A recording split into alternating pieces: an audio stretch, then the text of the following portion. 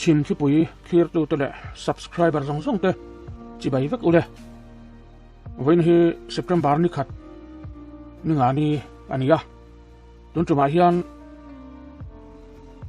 tun haya thang pui khu a zirtir tuin no pang kor pheltira saruaka in lama a hotir chungchang thukal zela Mizoram State Commission for Protection of Child Rights an chairman nena kanin biak na kan clear howanga tichuan voin lama khan Mizoram State Commission for Protection of Child Rights tichuan hemi thukal zela meeting poimo tak nein meeting thuchuak angin press release siam ania heta an PR a hian an tarlan dan chuan tun naya internet social media YouTube Facebook WhatsApp le digital media platform danga naupang te hming thalak le video te dan kala pholan ani thin chu ngai mo om ati thu meeting a hian commission chairman Dr. Cyril Sang Zuala chuan asaya hetiang hi nakin zela naupang an lo than len huna khuale tuitha an ni theina tur kong dal tu le midangin an chin chi abik theina tur thil poi tak an yawangin JJX 2015 section somsari le palina nuaya khaptlat ani in dan bo che tu te chu sem an ni theinan commission chuan ma ala zel don ti thu sein digital media le internet social media mang tu te chu film khur turin Dr. Si Sang Zuala hian acha ani ti chuan PR hian ron seilan ani dan in tu hnai no pang kai hnoi poi khoina thlenga no pang kum tling lo hming le ni na digital media YouTube a pholan ani chungchanga Mizoram State Commission for Protection of Child Rights MSCP-CR chuan voin khan YouTuber then khachu commission officer kovin hemi kai hnoi dan chungchanga film khur le zuala tran laturin in selfie ana hun amhan pui ani tichuan JJX sang ni som le panga section somsari le palina hnuaya no pang dan kala che emo no pang ven him ngai emo poi khoina tuar tu emo poi khoina thlenga thu se tu emo te chu an hming address school emo an chan chin dang an li na tilang thei tur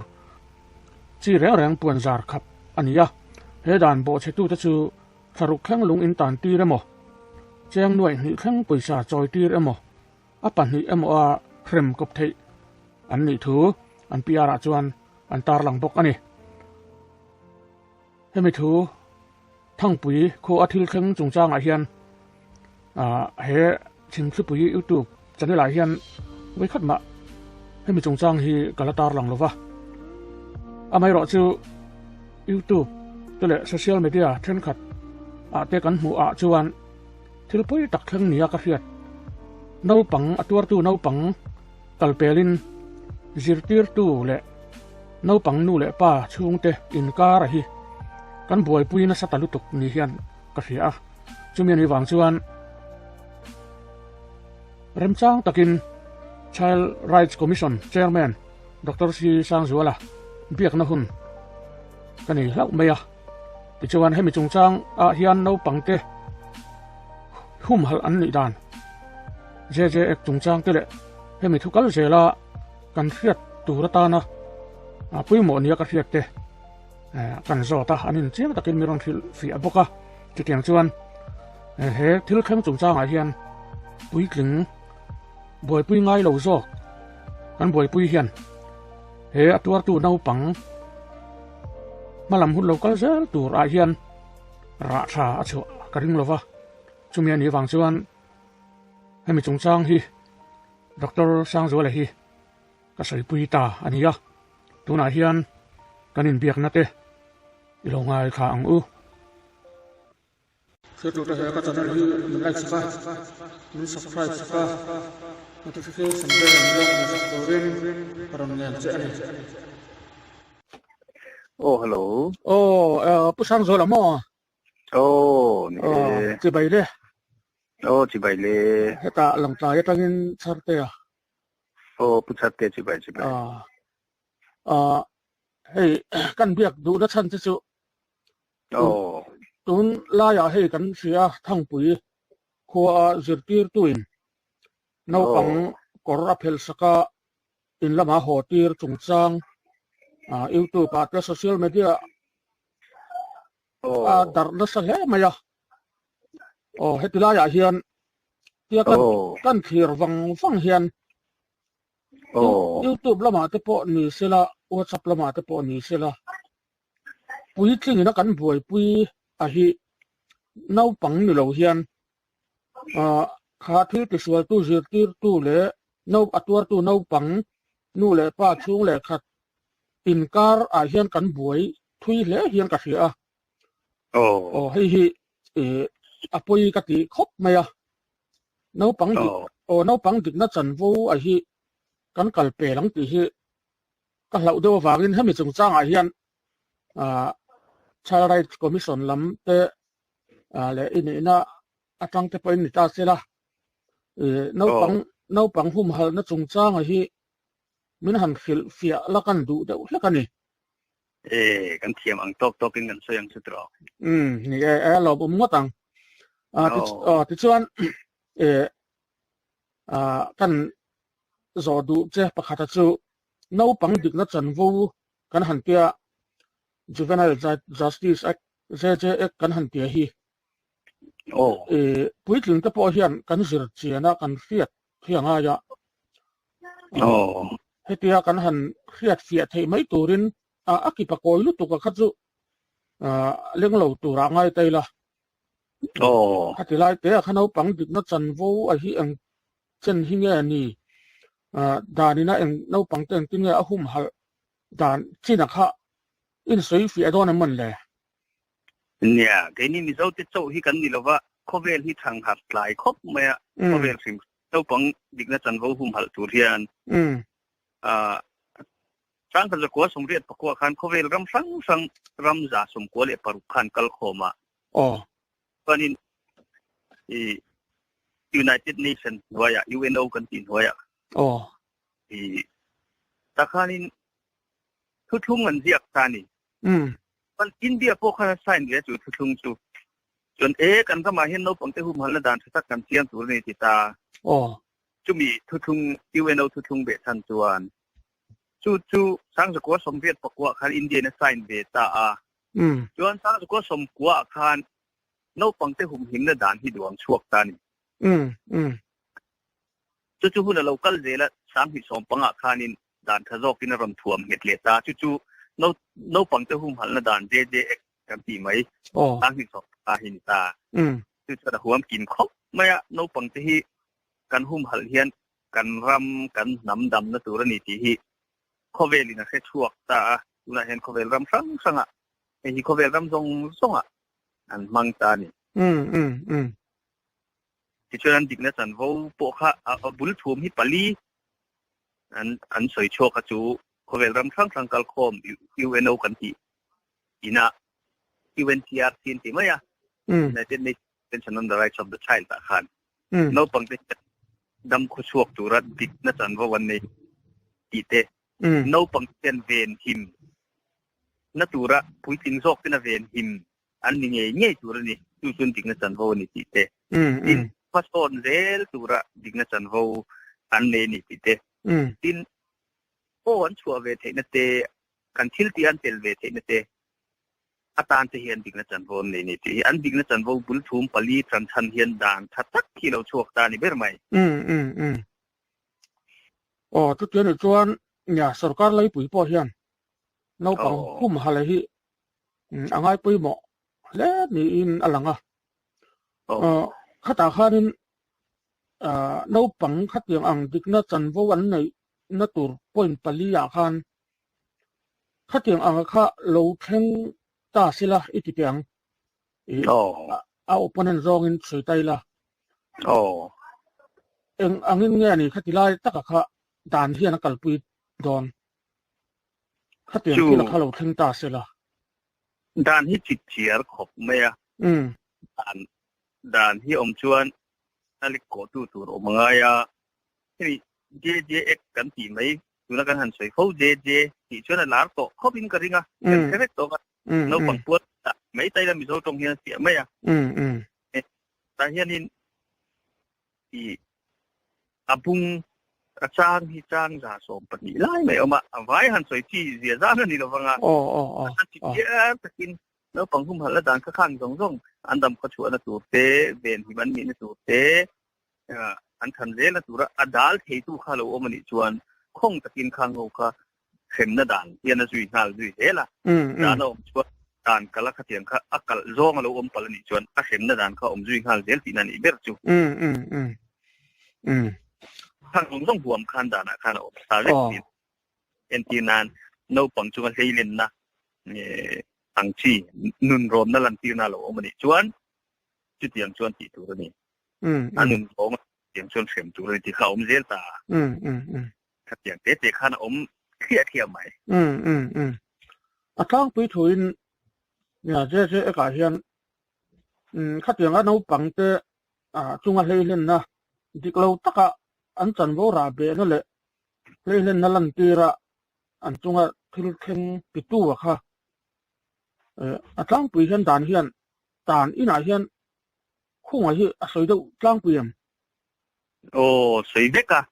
บินเจ๊เจ้าที่กันสวยอ่ะปกโซ่กันที่ไม่ prevention of children from sexual offences at Kurswal นั่นแหละก็เราปังเตเวนนั่นด่านแต่พอเราอมเจล่ะโอ้ชวนนี่ด่านที่ตักเขียนไหมอ่ะเราปังจุงอ่ะเรียนนะกลุ่มสมเข่งกลุ่มสริเข่งที่เวลบอร์ไล่จะปวดดำชุ่มนุ่งอินสานเข่งเข็มเทนะฮีไอ้บิลรวยไหมอ๋อเนี่ยตุนจุ่มที่เชียงรายเช่นทั้งปุ๋ยขั้วที่เชียงรายเช่น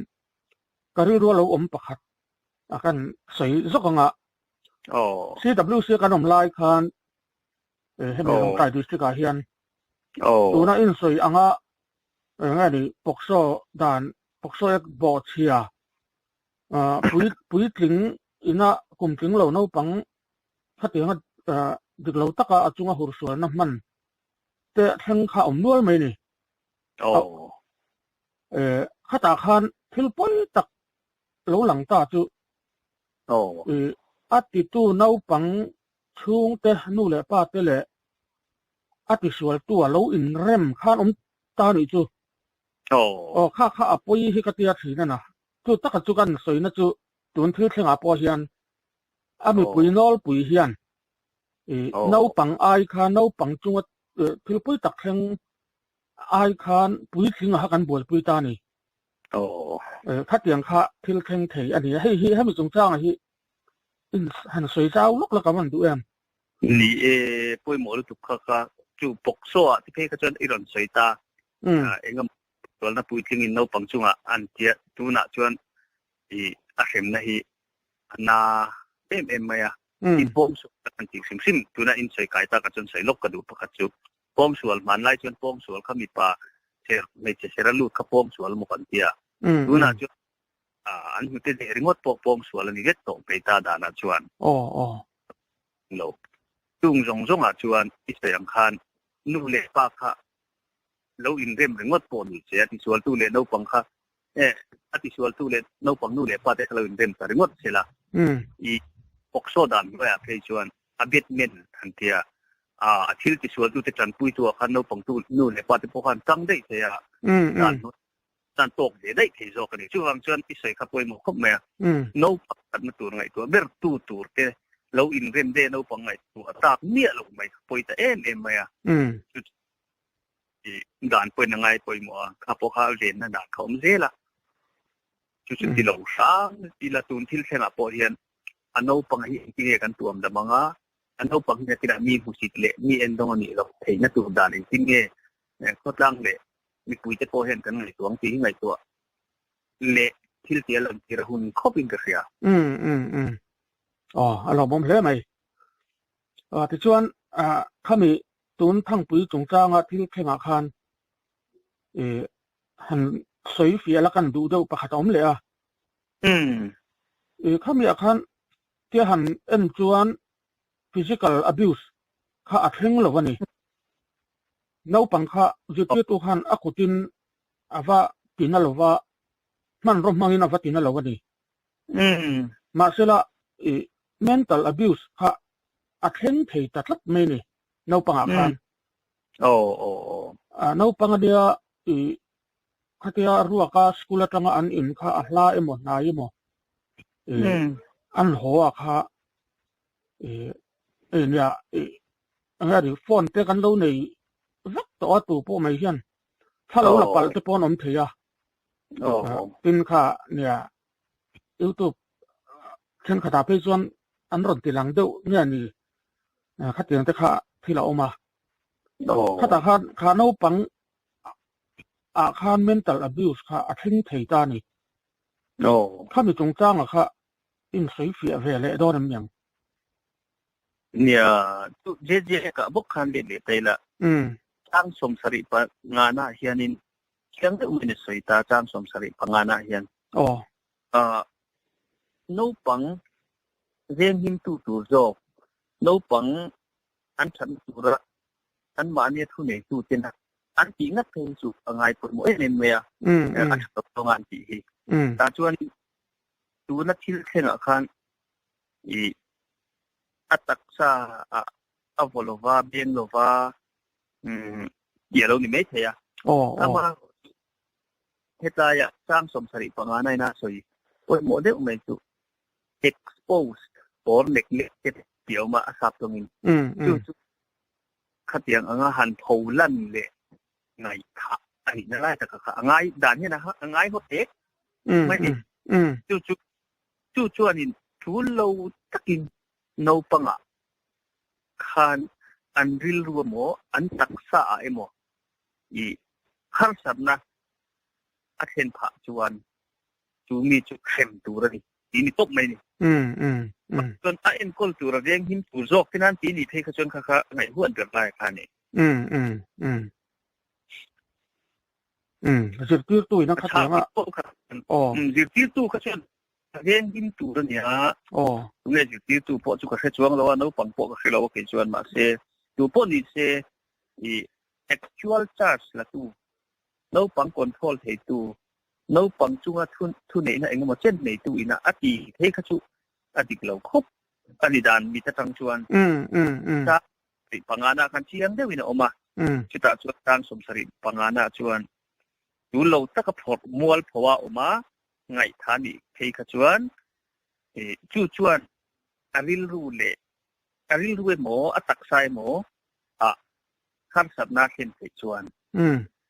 จุเสียงเงี้ยตุนี่อดีนี่ดานเฮียนชัลบีอดีนี่อมเดียเสียงเงี้ยตุนี่ปุ่มเปลี่ยนเทียมเลยว่าเสียงตุนี่ตีเลี้ยเลี้ยหลังนี้จุเทียงเลยเนี่ยข้าจะไล่ข้าเนี่ยที่เข่งจุกันเสียสวยเบลเจ้าโตลูไม่ละสวยอาคารเทียงเหลือไหมที่ชวนที่ประคัดสวยเฟียเลยละดูกันเนี่ยนี่เฮ้ยเนี่ยตัวน้าสกุลอะเจ้น้าปังจุงอาเข็มนะน้าปังข้างทัวอ้อยโลอันนี้เทียข้างอาคารน้าปังกุตพวกเจ้อันมองพวกอังจีเจ้เข่งตะปอมเสียวตาถ้าติลายอาเฮียนเนี่ยจิตเตอร์ตัวเข่งขัดจวนด่านที่อัจฉริตุก็จิตเตอร์ตัวตะปอน้าปังกันเข็มงำต่อเสียเนี่ยหมดเลยน้าปังป้อนหัวอีสอดขบไม่ตีอังจีเจ้คลายตีเตี้ยเจ้ออกมาเอ็งป้อนนี่เสละขัดติลายอาคารข้ามีเจเอกอาคาร corporal punishment ข้าเอาโอ้จ้างสมเรียดเลยปนีหน้าขั้นกดปนปนิสเมนที่เขาเฉียดถูกเอาว่าโม่ข้าหันสุดเฉียดเลยเอาผมเสียจุดานเฮียนโนปังทุนุนที่อภัลโลนี่เร่งหรอวะโนปังจุไบเบิลปนอากาศน้าอมคงอาจวนเสียตีอุละอาเจียเฮฮิไบเบิลทูอัมตักปนิงกเสียโนปังที่อันกัลน้าอมคงอาจจะตีระทุนุนตัวกันเนี่ย อามาตุวัวไงสากันน้องมากก็กุดทักตัวกันนี่แล้ววันนี้ที่กันเชียนการอัดฉายกันงะตามสมเด็จไปเลยปัญหาโพเฮียนเฮดานตามสมเด็จปัญหาบุ้งสมเด็จเลยเซ็กชันสมเด็จเลยปัญหาโพเฮียนินตัวพวกน้องปังจุงะก็เตียงทุนในตัวอินจ่าชาวบ้านอินจ่าสเตนก็เตียงให้ลวกแต่ก็น้องปังจุงะอันกุดทักกันเลยนี่ไม่ชวนเข็มตัวนี้ดีเล่นนี่เลยไม่คือน้องสวยอมเดียจูเห็นได้หินอังเราเทเขาปนเอาปังให้นันสวยยาวเซ็ตใจละอีน้องปังเช่นขัดจูเมลรุมปัวอันเมลรุมหรือว่าปัวมิดวิกระสวยเทนอมลายคานเช่นขัดตัวเป็นจดปัวเองมาไงเลยน้องปังเทียแต่จนอามาจุดานเห็นกุดข้าที่พันโลสิ่งที่ไม่จู่วางจนผู้ถึงโลกเตะจะตีตัวกันเนี่ยโมน้องปังจูทุนในตัว child care institution สางัดเทจวนน้องปังเอ็นกอลนักมุนงัดเทจวนน้องปังที่กุดข้าเราที่หิ้งเดรักกุดข้าไอ้จริงๆเนี่ยโอ้น้องปังที่กระทุนน้องที่ไงตัวนั้นเราโจกันเสียนะมันนี่พวกกันอัปเดตตัวเล่นก็เสียด้านกุดข้าที่น้องเจียมเราที่อะไรด้านเนี่ยกุดข้าก็กุดทักหน่อยนั้นมันงัดเทจูอะไรซีเรียสเอ็นไม่วิกิอันมานี่ริลรูหานาเตอันมานี่เลียมอันเสียมเทอังตัวตักษาเรื่องตัวเลียมอันเสียมเทนะเข็มนะcorporate punishment จุดนี้ไม่ตาจู่ๆโนปังเลียมผมจุยตัวหลังชีเร่งเวงินโนปังอันติตัวนี่ละวันนี้ริลรูเล็กตาเลียมผมเทเร่งเวงินอันติตัวนี่ละวันนี้ที่ดานินทั่วนั้นเองบุรุษไม่นี่จู่ข้าที่ไล่อาคารโนปังค้ากุดคลากพัลโลตาทุกตาส่วนอันนี้มันรัวมังปอินที่หมอข้าสวยอมเจก็เห็นจุดที่ตะกิน corporal punishment ที่จ้างสมเด็จเลยปัญหาเห็น subsection 1 2 3ออกมาตาส่วนนี้มันก็มังอันนี้เลยนี่เราเหี้ยสวยซ้ำหรอปะเกี่ยงเงินเดียวหมดเกี่ยงเงินเดียวเรากุดตันเดียวหมดช่วงส่วนน้องปังที่หินเดระส่วนไอ้เอ็นกอลตู้กันนี่ส่วนอย่างเงี้ยฮันกุดคลากเราอย่างโมกุดคลากเราที่หินมาสับเตอร์ก็ตามาเราจะเอ็นตีเนี่ยกันตีนะทันกันตีนะไอ้อินเทนชั่นนะคะยืดตีตู้อินอาทิตย์วิวสิคลากนะมันชวน corporal punishment นี่งานเองติดฟงปนตีเสจู่ก็สวยอย่างคันประคัตตันพวกขันเดียวเทียประคัตตันพวกขันเราเดียวเทียอันมุสิตะก็หันเดียวโซ่หันมีข้า corporal punishment พอนี่เด็กบอกว่าช่วงฉันอัดขัดงอร์เปียลำไอคันโนปังริลรูเลตักษาเหลี่ยมค่ะอะไรเหลี่ยมตักค่ะ corporal punishment ชวนอัดสวยนี่เบอร์ไหมอาจจะยังแล้วไหมถ้ากันหันรอดเดี๋ยวนู้นละเนี่ยเจ๊คือใจทำเหี้ยวมาใจทำผมเดี๋ยวตัวน่ะหันตีโซ่ไหมเคยป้อนนี่หรือวะเอ็งป้อนนี่สิละดูตอกตอนหายใจละแค่มีจงจ้างกันหันตีชัวนักชั้นทั้งปุ๋ยสืบตีตู้แหล่นเอาปังจงจ้างกันหันให้มีตัวกันหันเบียกนะให้มีอาจารย์เราช่วยอันนี้น่าเฮียนเอ็งก็มาหันใส่เบลดูอินเองใส่ตัวที่จุดตั้มมั้งคนที่ใส่ถ้าป่วยหมอไล่เบลจุเอ็งพวกกันตีเฮียนกันไงตัวน่ะตัวจุเฮ้ยฮิโนปังตานะชาเบรนอีกได้ฮิกันดิลรัวตัวเลยตบไหมนี่เอเทียกติเฮียนโนปังตานะชาเบรนที่อาสาตรงชวน for the best interest of the child อันเดียเฮ้ยฮิโนปังตานะชาเบรนตัวนี้เอ็งที่ไงตัวจุงกันคิดเองพวกคิวปะกันที่โมโซเชียลมีเดียกันช่วยโมหัวจับกรุ๊ปกันใส่โดนโมนี่ปนเฮกันคิดสวยวางเฮียนโนปังเฮียนขัดผ่าสุดตังเงินโนปังตานะจังการผ่านตัวเละจังกายตัวนี้ที่ฮิผู้จริงที่เห็นกันไงตัวง่ายก็เสียมีเจ้าตัวขัดเยอะคิดสวยปุ่นดูนะตบละมาไปชวนขวดทุทั้งเลยอาร์ปานสุกันเสียงเดวินกันเสียดเราเละกันเสียดเจียนเราพวกเขาเข้ามาสักทุกนี่ตัวเห็น กันโพสดับตะเจียไม่ทีนะที่แรงๆนี่ดึกนปังไก่หน่อยงัดจวนกะทิลปีที่นปังเฮียนชัดกุยโดนนปังจุงจ้างะกะทิลเดียฮีกะทิลชัวฮีนปังตานเฮียนอัจังกายโดนอัทันเล่นเรียนนะตัวหุ่นนปังเฮียนอัชอร์กังกายโดนที่กันไงตัวตานะจูนปังตานทับเบลตัวกันไงตัวเรียลจวนกันตัลชวนระวังที่กรินอารมณ์ผมเลยไหมกลมลึกติดขันดูตอกอีละเริ่มจังเตะโปกันละสวยเสียหลังจุ่มเลยเนี่ยกันเล่นกลมเสียตัวเนี่ยหุ่นสักไม่เป็นเปียกะโหลเม่กี่ปกกะโหลเม่